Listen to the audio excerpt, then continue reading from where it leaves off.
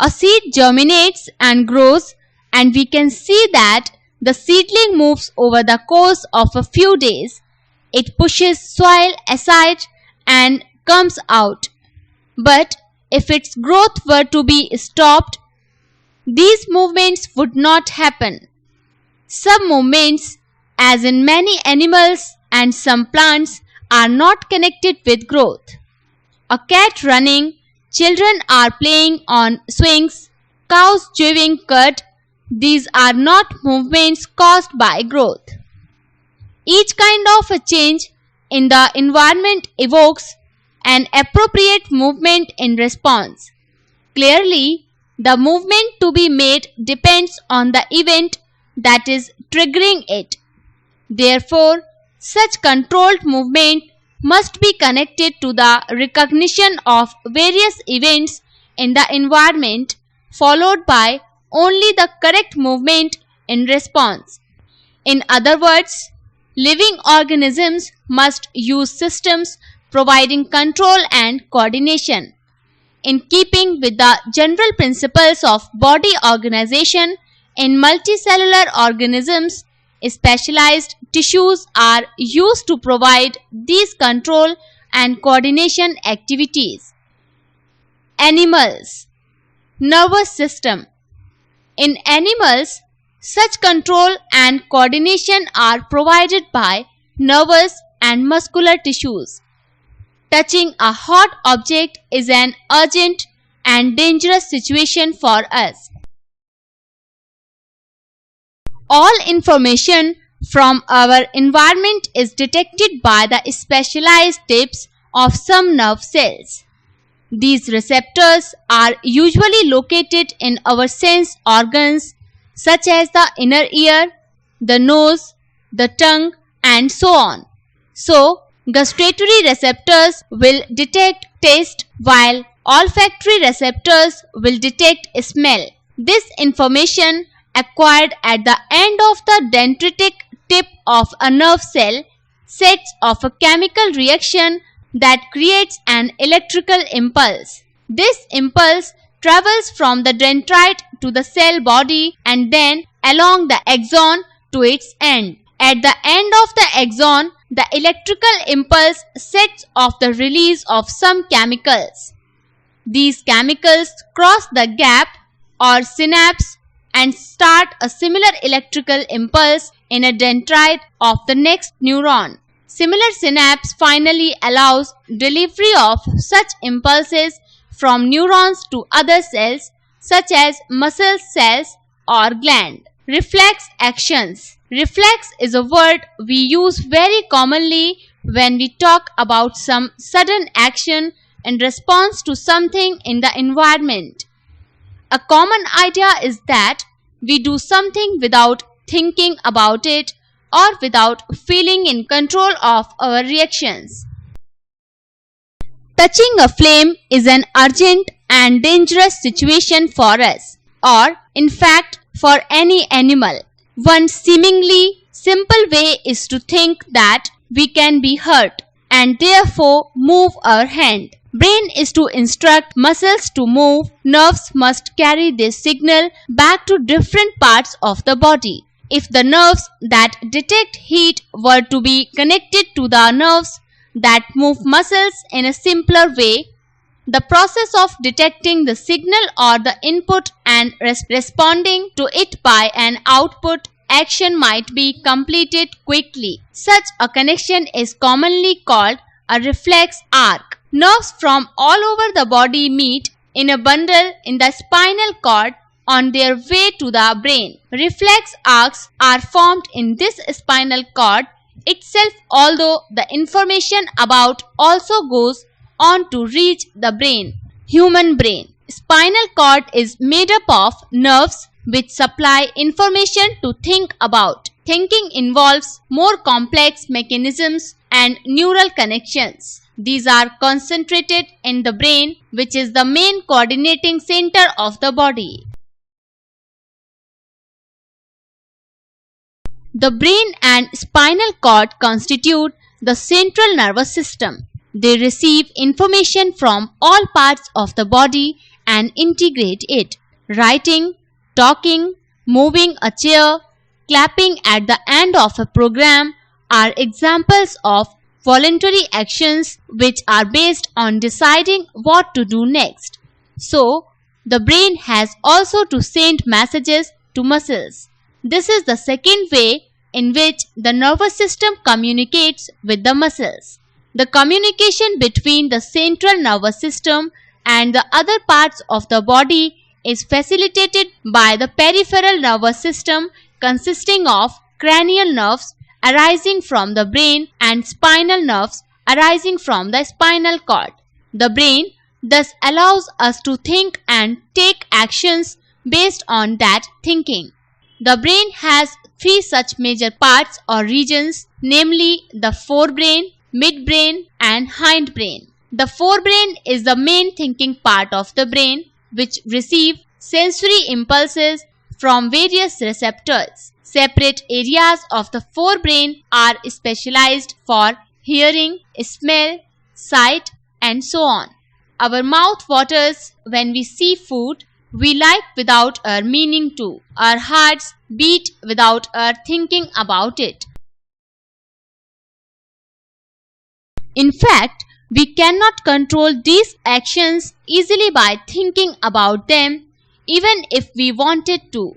So, in between the simple reflex actions like change in the size of the pupil and the thought out actions such as moving a chair, there is another set of muscle movements over which we do not have any thinking control.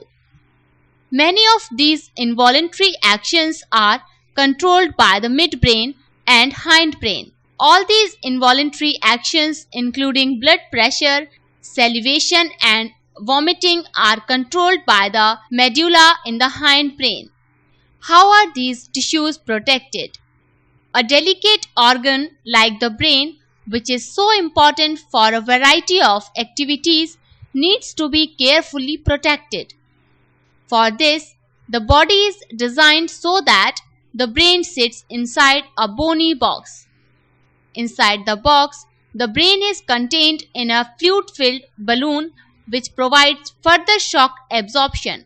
If you run your hand down the middle of your back, you will feel a hard, bumpy structure. This is the vertebral column or backbone which protects the spinal cord.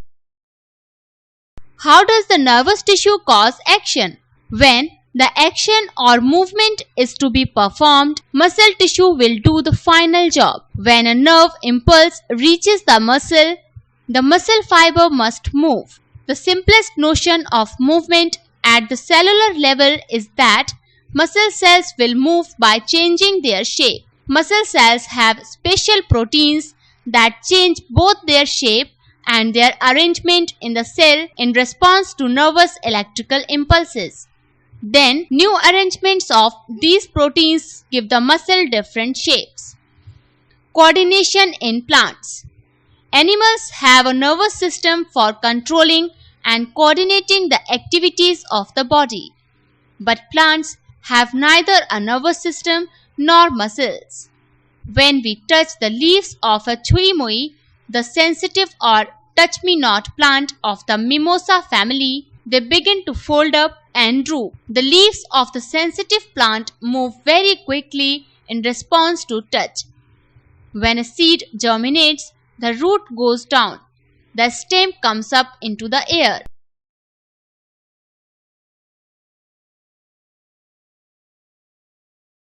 The directional movement of a seedling is caused by growth. If it is prevented from growing, it will not show any movement. So, plants show two different types of movement, one dependent on growth and the other independent of growth. Movement due to growth. Some plants, like the pea plant, climb up other plants or fences by means of tendrils. These tendrils are sensitive to touch.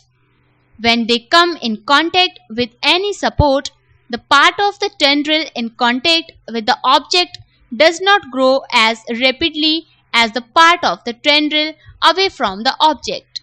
This causes the tendril to circle around the object and thus cling to it. More commonly, plants respond to stimuli slowly by growing in a particular direction. Environmental triggers such as light or gravity will change the directions that plant parts grow in. These directional or tropic movements can be either towards the stimulus or away from it. So, in two different kinds of phototropic movements, shoots respond by bending towards light while roots respond by bending away from it.